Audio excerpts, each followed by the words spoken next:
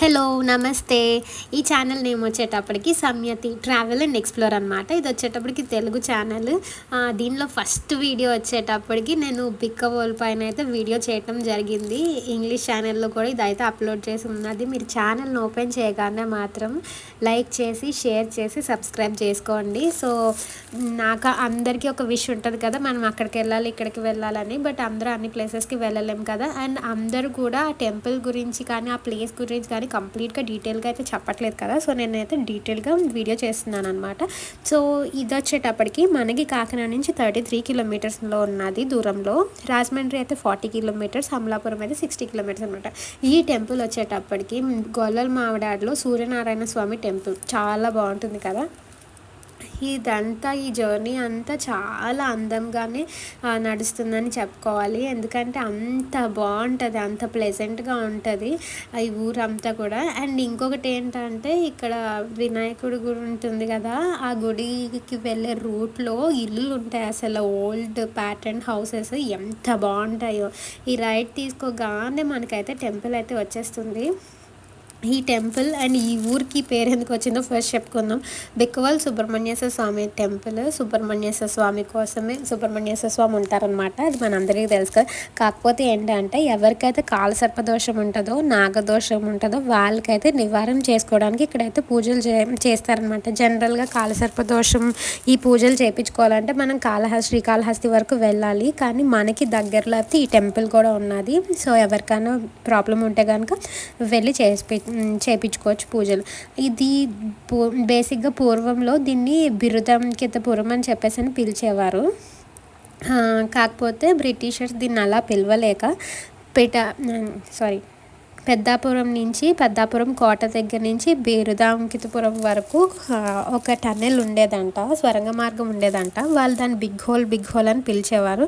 So అలా కాలక్రమేణా అదైతే బిక్కవోల్గా మారిందనమాట. సో ఇక్కడ చూస్తున్నారు కదా, వచ్చేసాం శ్రీ కోలింగేశ్వర స్వామివారి ఆలయంకి అయితే. ఈ టెంపుల్ వచ్చేటప్పటికి గుణాగ విజయ ఆదిత్య 3 అనే రాజుగారు అయితే దీన్ని కన్స్ట్రక్షన్ చేయించారు. ఈయన వచ్చేటప్పటికి ఈస్టర్న్ చాళుక్య అనమాట. 849 నుంచి 892 సెంచరీ ఏడి ఈ పరిసరాల్లో ఈయన అయితే కన్స్ట్రక్షన్ చేయించారు. దీనికి శిల్పాలు మొత్తం అన్నీ కూడా గోడలేంటి, గోపురాలు ఏంటి, ఇవన్నీ కూడా ద్రవిడియన్ ఆర్కిటెక్చర్లో అయితే ఉంటుంది ఇదంతా కూడా. ఈ గుళ్ళో అయితే 3 దేవుళ్ళు ఉంటారనమాట. ఒక పక్కన శ్రీ రాజరాజేశ్వరి అమ్మవారు ఉంటారు, శ్రీ చంద్రశేఖర స్వామివారు ఉంటారనమాట, అండ్ సుబ్రహ్మణ్యేశ్వర స్వామితో పాటు. అండ్ ఇదైతే ఈ గుడి వచ్చేటప్పటికి 1120 years పాతదంట. అసలు అలా అనిపిస్తుందా? ఎంత స్ట్రాంగ్గా ఉన్నదో కదా కన్స్ట్రక్షన్. అంత బాగా చేశారు మరి కన్స్ట్రక్షన్ అయితే ఇక్కడ.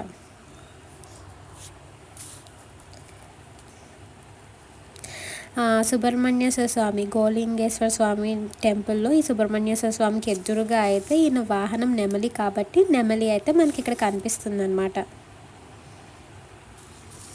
నాకు ఈ ఆర్కిటెక్చర్ అయితే చాలా చాలా బాగా నచ్చేసింది. ఎంత బాగున్నదో కదా, చాలా అంటే చాలా ప్లెజెంట్గా అనిపించింది. మీరు కానీ ఎలాంటి పూజలు చేయించుకోవాలనుకున్నా కూడా ఈ టెంపుల్కి అయితే వెళ్ళండి.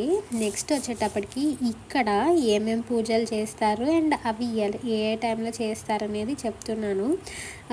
ఈ టెంపుల్లో వచ్చేటప్పటికి ఎవ్రీ ట్యూస్డే పంచామృతంతో పూజలు అయితే చేస్తారంట.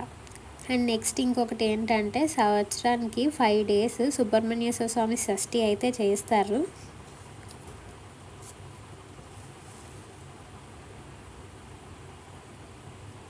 అండ్ కుజ అండ్ రాహు దోషాలు కూడా పూజలు చేస్తారనమాట ఈ టెంపుల్లో.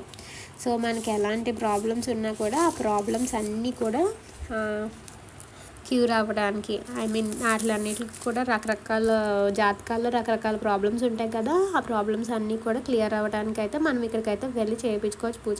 ఈ గోపురం చూస్తున్నారు కదా, ఈ గుడిలో శివలింగం ఉన్నది. నాకు ఎందుకో చాలా బాగా అనిపించింది అనమాట.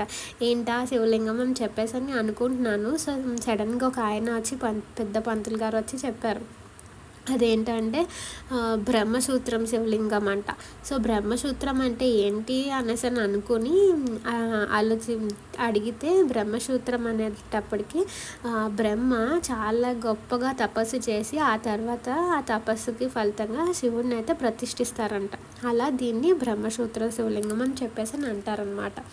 సో నేను అనుకుంటున్నాను మీకైతే వీడియో నచ్చింది అని. మీకు ఇంకా ఇలాంటి వీడియోస్ చూడాలి అని అనుకుంటే కనుక ఖచ్చితంగా ఛానల్ని అయితే సబ్స్క్రైబ్ చేసి మమ్మల్ని అయితే ఫాలో అవ్వండి.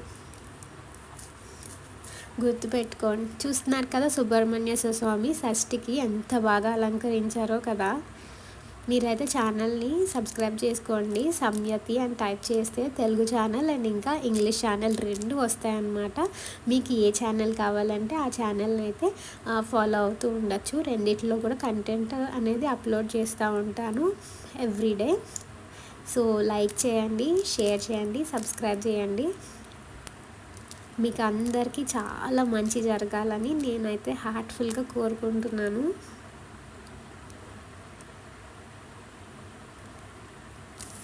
Thank you for watching.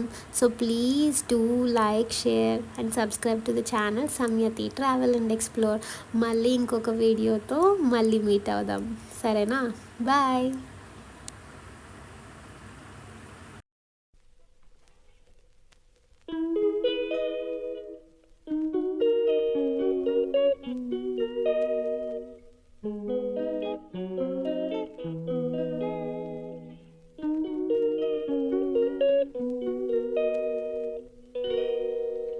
She calls me day and night. I'm sorry.